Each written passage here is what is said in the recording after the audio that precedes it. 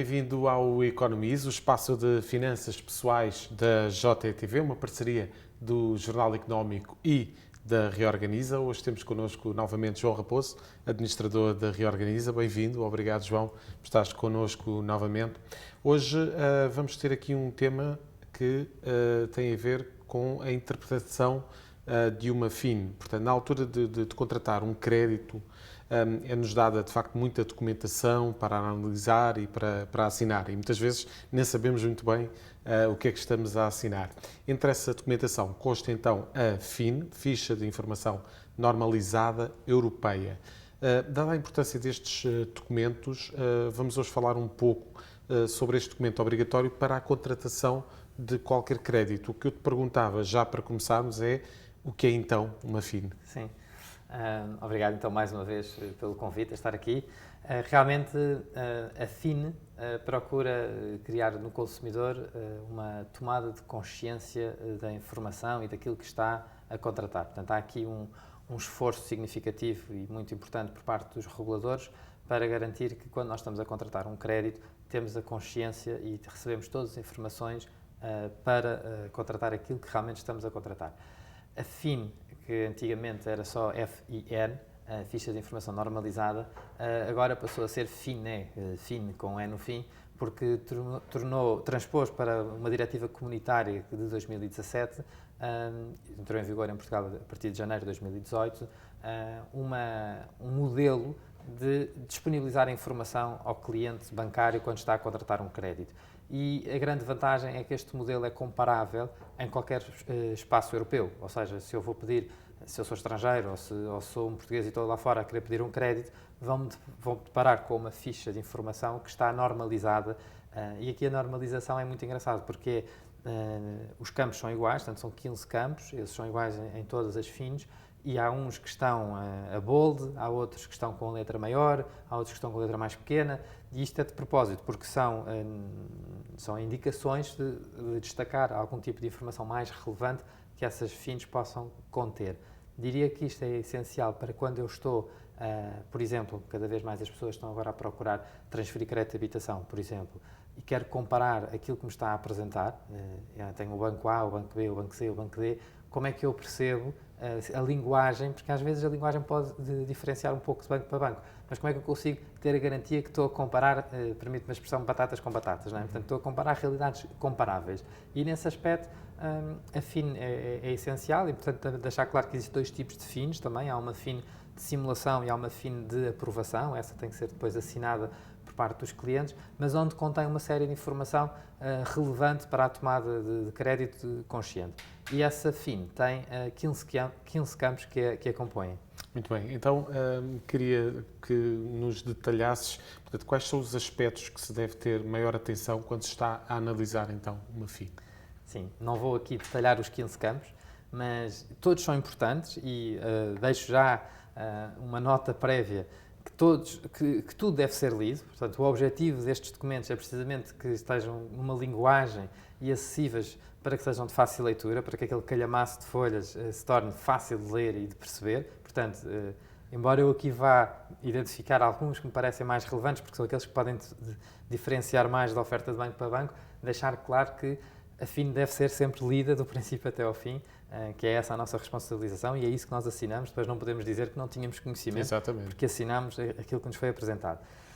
A FIN é um documento que tem duas partes, a parte A e a parte B, sendo que a parte B é mais alguns anexos que são referidos na parte A e, como disse, tem 15 campos. Eu destacaria, para começar aqui, que ainda é antes do primeiro campo, que é a validade, porque os bancos comprometem-se, apresentam naquela FIN as condições comerciais para aquele crédito, mas comprometem-se com uma determinada validade, ou seja, eu não posso ter uma FIN e passado 6 meses ter com o banco a dizer não, mas vocês disseram que eu tinha estas condições, porque isso está lá salvaguardado, o campo da validade.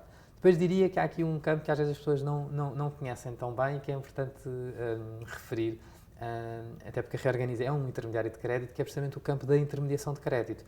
É algo que lá fora já estamos mais habituados, falam os brokers, muitos clientes estrangeiros já estão habituados a procurar brokers antes de contratar um crédito, ou seja, em vez de irem todos os bancos, vão contratar um broker que vai analisar onde é que estão as melhores ofertas, e aí em Portugal começamos a estar mais familiarizados com esta atividade da intermediação de crédito.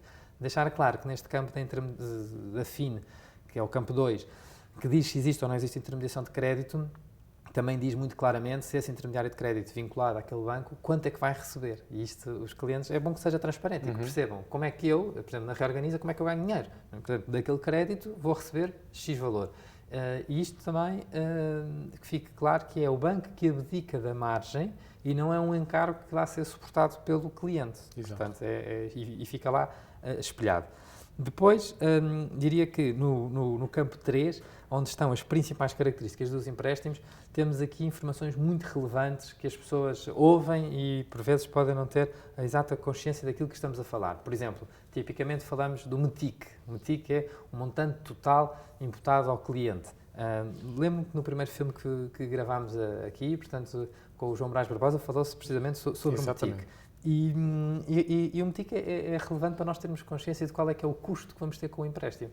Um exemplo, se eu vou pedir 150 mil euros e digo, fiz um empréstimo de 150 mil euros a 30 anos, provavelmente esses 150 mil euros se calhar vão-me custar 230 mil euros, 240 mil euros, ou seja, temos aqui um valor que é além daquilo que é o montante de capital que me foi emprestado, que são os juros, mas não é só os juros, o METIC também considera os juros, os seguros, as comissões, portanto, toda uma série de encargos. O bolo todo. Exatamente. E é engraçado porque nessa parte também vem uma expressão igual em todas as FINs que diz, por cada euro emprestado, quanto é que vais pagar, não é? Imagina, por cada 1 euro emprestado, vais pagar 1,30 € por esse euro que te é emprestado. É a realidade nua e crua, mas que às vezes é bom ter essa noção. É bom e sobretudo ajuda-nos a comparar o que é comparável, porque às vezes nós não percebemos, parece-nos que a oferta é melhor e não percebemos. E aqui também, neste terceiro campo, diz-nos o contexto longo, o tipo de taxas de juros que nós temos, se é uma taxa fixa, se é uma taxa variável, se é uma taxa mista, e toda a informação sobre a Euribor, como é que se fazem quando há arredondamentos da Euribor, onde é que se consulta a cotação da Euribor, se for, portanto, uma taxa variável anexada à Euribor.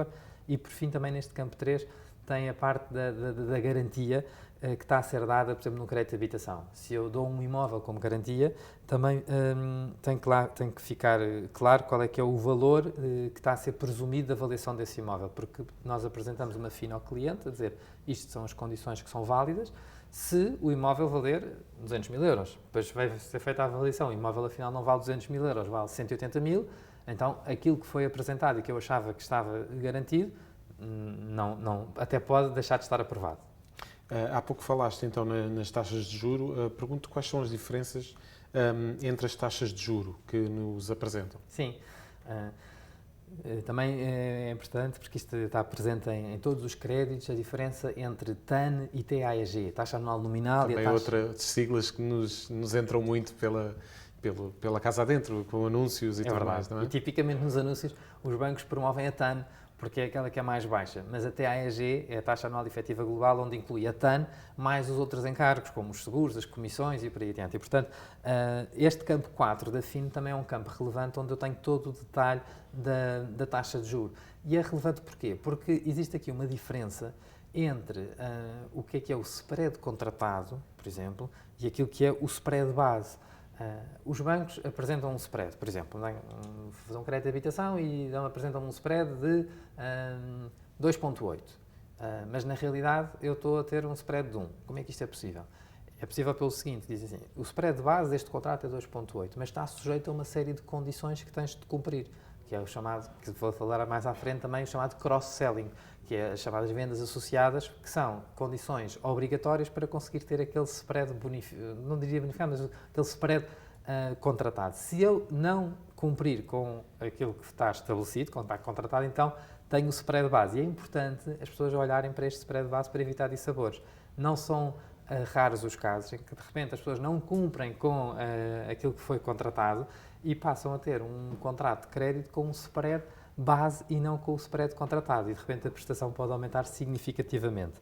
Por fim, deixar só claro o seguinte, também apresentam um cenário, sobretudo aqui, evidentemente, na taxa variável, que é E se o indexante variar? Portanto, eu estou a dizer que hoje a minha taxa é de 1,8%, até a AEG, faz de conta, porque é a taxa anual nominal mais o indexante, daria 1,8%. Mas o indexante é ao dia de hoje. Se calhar daqui a 10 anos o indexante pode ser um outro valor muito mais elevado. Hoje em dia as Euribors até estão a negativo, mas já estiveram a 5 pontos percentuais, a 5% e por aí adiante. Portanto, o que é que acontece aqui? Também apresentam uma informação relevante que é qual é que será a taxa aplicada se o indexante subir para o valor máximo dos últimos 20 anos. Portanto, vão ver qual é que foi o valor máximo do indexante nos últimos 20 anos e dizem, então, olha, até a AEG, que hoje é 1,8, na realidade pode ser muito maior caso a Euribor suba preparar-nos para o pior. Para o máximo que já aconteceu nos últimos 20 anos.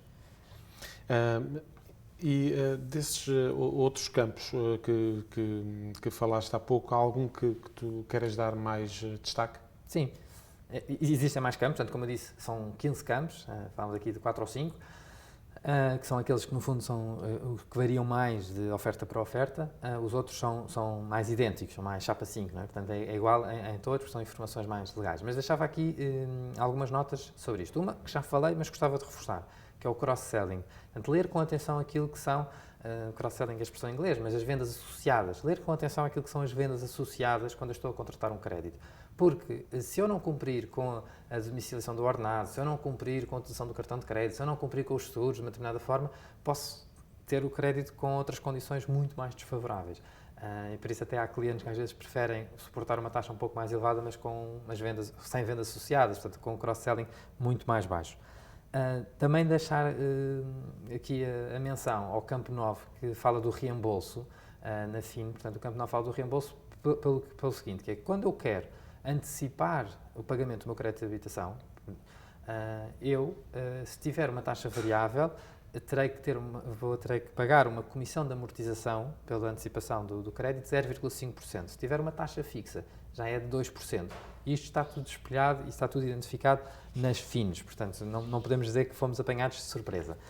Por fim, dizer que realmente lá está, portanto, o campo 10 são as características flexíveis, isto é dizer que o produto pode ser transferido, o campo 11 refere-se aos direitos do consumidor, o campo 12 sobre as reclamações, e deixava aqui para terminar o campo 13, que é do azar. Que é o do azar, e que tem que ver com se a vida correr realmente mal. Nunca tinha feito essa associação ao 13, mas realmente, se a vida correr realmente mal, quais é que são as consequências do incumprimento? Portanto, explicar quanto é que é a taxa de juros de mora, quais é que são os encargos a suportar, e deixam claro, até deixam com, lá está aqui, mais uma vez, com um tamanho de letra maior, porque é uma informação relevante, a dizer que, em último caso, o cliente pode vir a ficar sem a casa. Isto é, uma pessoa tem que perceber que quando está a fazer um crédito de habitação, estamos aqui a falar da FIN muito no âmbito do crédito de habitação, porque é aquela que é mais completa e que tem mais variáveis aqui para referir, mas se eu vou contratar um crédito de habitação, eu tenho que perceber que a casa só é verdadeiramente minha se eu acabar de a pagar, porque enquanto tiver uma hipoteca, se eu não pagar a casa, então a casa tem que ser entregue ao banco e, portanto, se eu não cumprir com aquilo que eu estou a assinar, se eu não cumprir com o contrato, a casa pode vir a ser entregue ao banco. E, para terminar, depois o campo 14 e o campo 15 têm a ver com informações adicionais e com a Autoridade de Supervisão, que é o Banco de Portugal. Portanto, são estes os 15 campos que eu, mais uma vez, com isto termino, deixaria um apelo que se leia com atenção, que se tiverem dificuldade, que contactem, que percebam, ou seja, o crédito, então no caso de crédito de habitação, é um compromisso que nós assumimos que há 30 anos, a 40 anos, convém perder, isto é, investir um bocado de tempo para perceber com detalhe aquilo que estamos a contratar. E há muito mais para descobrir também em reorganiza.pt. João Raposo, muito obrigado então pela presença no programa desta semana. Já sabe, há muito mais para descobrir no site reorganiza.pt. Todas as notícias também de finanças pessoais no site jornaleconómico.com/economize e já sabe, se tiver alguma dúvida, envie então para o e-mail economize@jornaleconómico.pt. Iremos responder aqui no programa a todas as dúvidas. Até para a semana e boas contas.